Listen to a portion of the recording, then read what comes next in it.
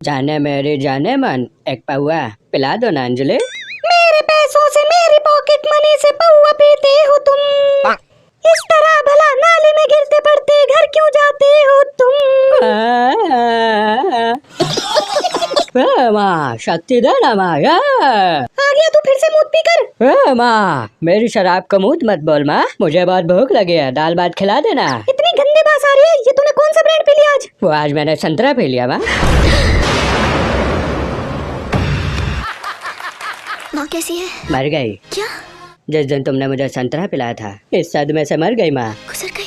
मैं रोज पी कर जाता था, पीते पीते थक जाता था, गिरता था, उठता था, फिर नाली में गिरता था, लेकिन मेरा लीवर मेरे दिमाग को कहता था एक पौआ और देव, एक पौआ और। बंद करो ये अपना बेवड़ो वाला स्ट्रगल।